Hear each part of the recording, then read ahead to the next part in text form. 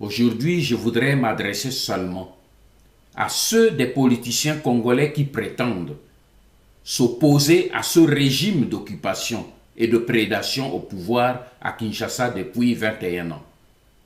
Car, à entendre leur discours, ils proclament tous urbi et torbi, la main sur le cœur, qu'ils se battent pour l'intérêt du peuple congolais.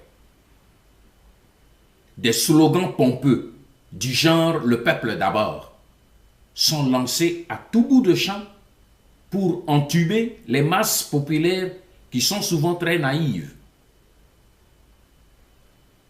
Pourquoi? Parce que lorsque les hommes politiques s'enferment durant des mois dans des prétendus dialogues pour trouver des solutions à la crise, la vérité est qu'ils passent plutôt leur nuit entière à s'entre-déchirer comme des loups. Et les évêques l'ont témoigné, afin de partager le pouvoir dans le seul but de s'en mettre plein les poches. Le fond du drame, à mon avis, est que la politique est devenue la seule entreprise viable et rentable en République démocratique du Congo. Alors, tout le monde se bouscule au portail du PDG Kabila pour se faire embaucher. Pendant ce temps, l'ennemi, lui, massacre nos populations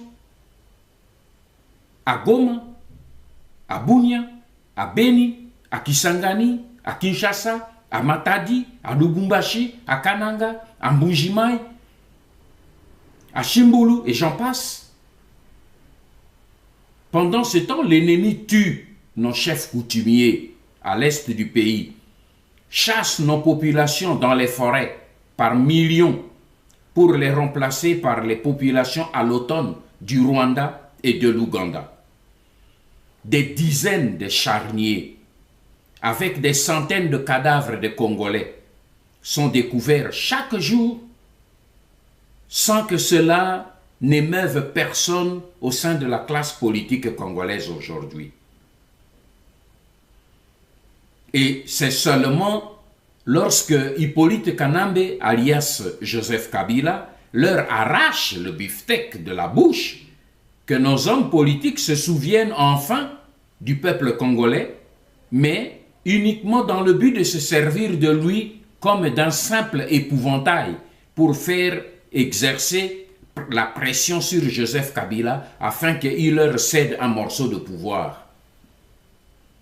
Et l'arme fatale que les hommes politiques congolais semblent avoir inventée ces derniers temps s'appelle ville morte. Mais je me pose la question suivante. Comment peuvent-ils échouer lorsqu'ils organisent des opérations ville morte dans un pays qui est déjà mort?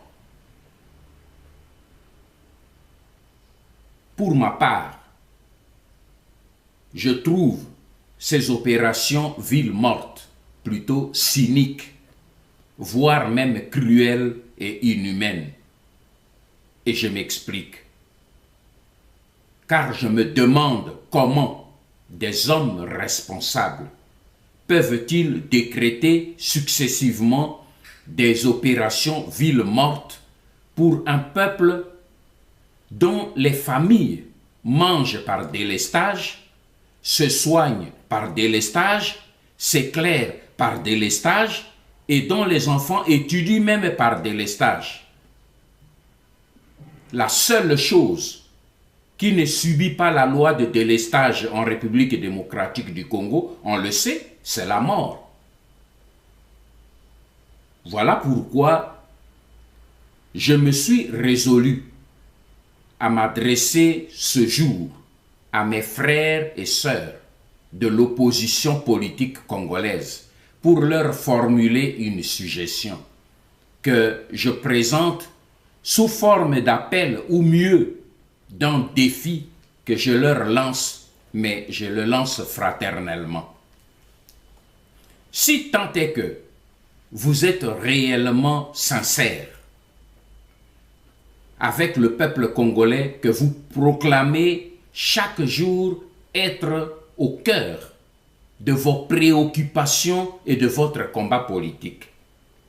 S'il est vrai que vous reconnaissez sincèrement, comme l'a déclaré le président de la CENCO, Monseigneur Outembi, devant le Conseil de sécurité de l'ONU à New York, qu'après les échecs successifs de vos dialogues de Tchatchi et du centre interdiocésain de Lindongue, toutes les institutions politiques en RDC ne sont plus illégitimes.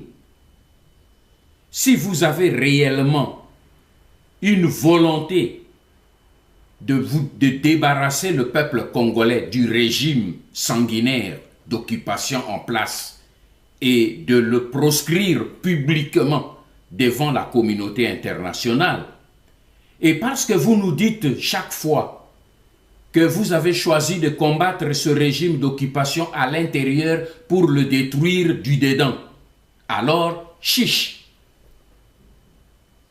Je prends le peuple congolais à témoin.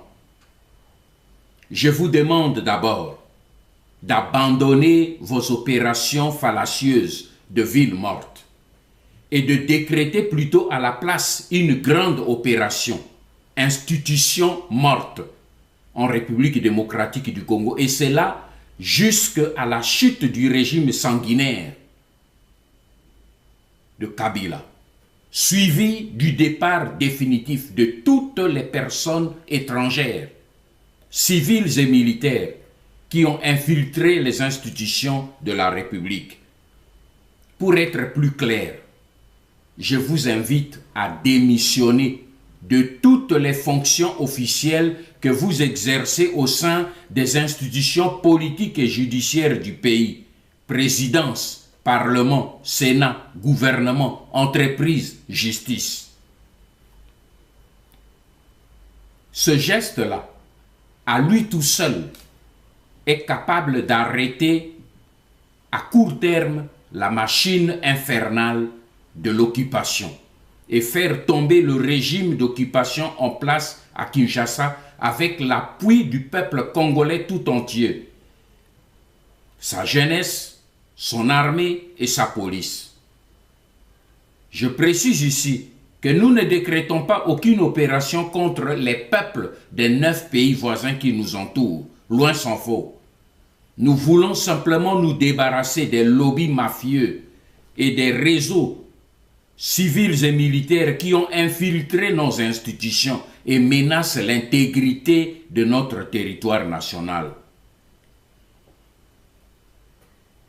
Mes frères, c'est à ce prix et à ce prix seulement que notre élite recouvrira la confiance perdue de son peuple. C'est à ce prix qu'il permettra au peuple congolais, le souverain primaire, de se lever à l'unisson pour exercer l'émergence d'un état de droit et d'un pouvoir congolais réellement authentique, souverain et juste. Et c'est alors que la classe politique congolaise pourra s'atteler à organiser d'abord un recensement pour identifier tous les Congolais afin de permettre l'organisation des élections réellement démocratiques pour jeter les bases du développement intégral de notre beau et grand pays. C'est pour cette raison que je termine en m'adressant au peuple congolais, aux souverains primaires, aux militants de base de toutes les formations politiques de la République. Quelles que soient vos divergences internes, vos convictions idéologiques ou religieuses, je vous demande de mettre vos leaders politiques à l'épreuve pour savoir s'ils se battent réellement pour vous et pour notre mère patrie, la RDC.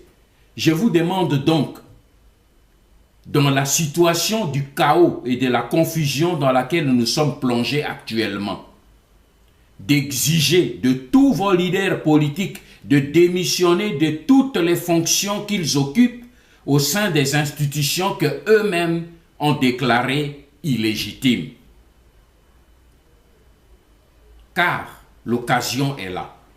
Saisissons-la.